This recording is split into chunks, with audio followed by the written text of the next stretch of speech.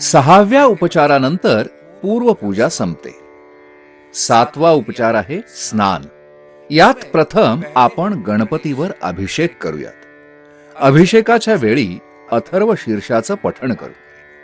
हे पठण प्राणप्रतिष्ठा विधीचा प्राण आहे. अथर्व शीर्षात गणपतीच्या निर्गुण आणि सगुण स्वरूपाचं सखोल वर्णन सांगितलं आहे. आपल्या 4थ्या वेदात अथर्व वेदात अथर्व शीर्षाच्या मदतीने बुद्धीचं विश्लेषण केलं आहे.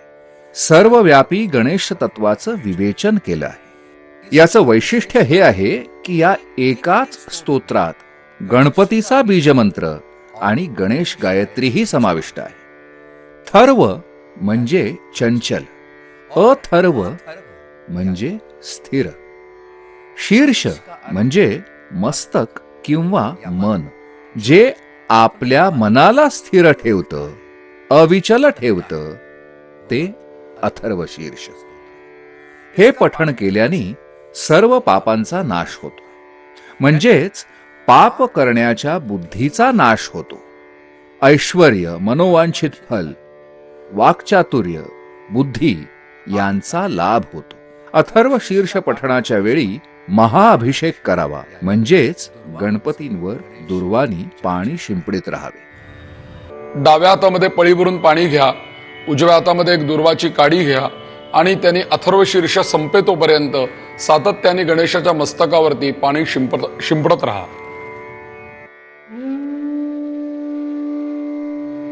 ओम भद्रं कर्णे शरणयाम देवा भद्रं पश्येमाक्षभिर्यजत्राः स्थिरैरङ्गैः तुष्टुवांसतनोभिर्यशेम देवहितं यदायुः. ओम स्वस्ति न इंद्रो वृद्धशराः स्वस्ति न पूषा विश्ववेदाः स्वस्ति नस्तारक्षो अरिष्टनेमि स्वस्ति नो बृहस्पतिर्दधातु. ओम शांति शांति शांतिः. ओम नमस्ते गणपतये त्वमेव प्रत्यक्षं तत्त्वमसि त्वमेव केवलं कर्तासि त्वमेव केवलं धर्तासि त्वमेव केवलं हर्तासि त्वमेव सर्वं खलुइदं ब्रह्मासि त्वं साक्षादात्मासि नित्यं प्रलं वच्मि सत्यं वच्मि अवत्वं माम् अववक्तारम् अवश्रोतारम् अवधातारम् अवधातारम् अवानूचानमवशिष्यम् अवपश्चात्तात् अवपुरस्तात् अवोत्तरात्तात् अवदक्षिणात्तात् अवचोर्ध्वात्तात् अवाधरात्तात् सर्वतो मां पाहि पाहि समन्तात्.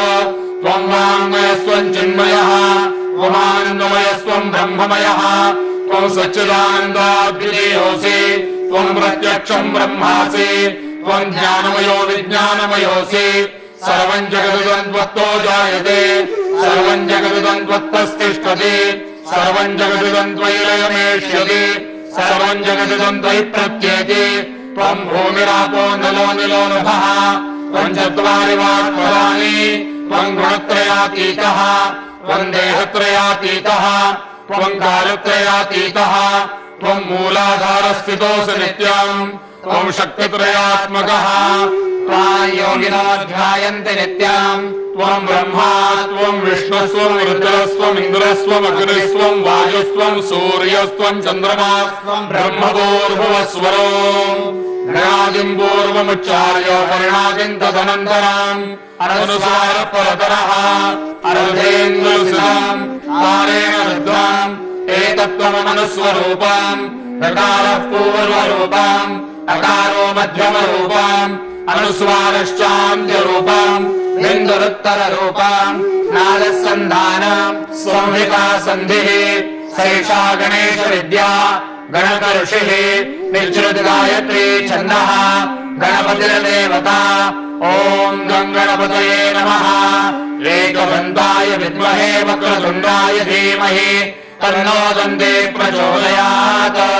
एकदन्तं चतुर्हस्तं पाशमङ्कुशधारिणाम् हृदयं च वरदं हस्तैर्बिभ्राणं मूषकध्वजाम् रक्तम् लम्बोदरम् शूर्पकर्णकम् रक्तवाससम् रक्तगन्धानुलिप्ताङ्गम् रक्तपुष्पैः सुपूजिताम् भक्तानुकम्पिनम् देवम् जगत्कारणमच्युताम् आविर्भूतम् च दृष्ट्यादौ प्रकृतेः पुरुषात् पराम् एवम् ध्यायति यो नित्यम् स योगी योगिनाम् वरः नमो व्रातुदये नमो गणपतये नमः प्रमथपतये नमस्ते अस्तु लम्बोदराय एकदन्ताय विघ्ननाशिने शिवसुताय गुरुवरमूर्तये नमः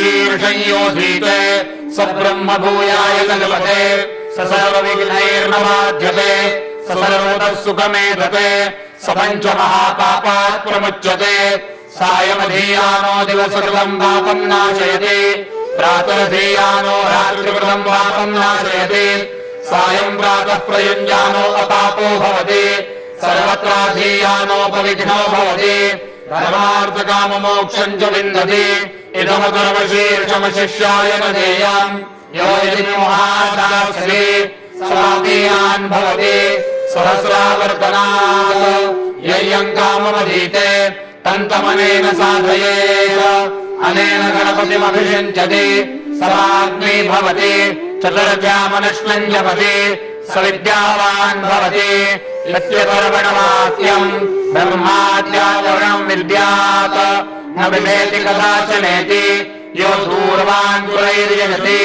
स वै श्रवणोपमो भवति यो लाजैर्यजति स यशोवान् भवति स मेधावान् भवति यो मोदकसहस्रेण यजति स वाञ्छितफलमवाप्नोति यः साध्यसमिद्भिर्यजति स सर्वम् लभते स सर्वम् लभते अष्टौ ब्राह्मणान् सम्यग्राहयित्वा सूर्यवर्चस्वी भवति सूर्यग्रहे महानद्याम् प्रतिमासन्निधौ वा जप्त्वा सिद्धमन्त्रो भवति महाविघ्नात् प्रमुच्यते महादोषात् प्रमुच्यते महापापात् प्रमुच्यते स सर्वविद्भवति स सर्वविद्भवति य एवम् वेद इत्युपनिषत् ॐ सहना भवतु सहनौ भुनक्तु सह वीर्यम् करवावहै तेजस्विनावधीतमस्तु मा विद्विषावहै ॐ शान्तिः शान्तिः शान्तिः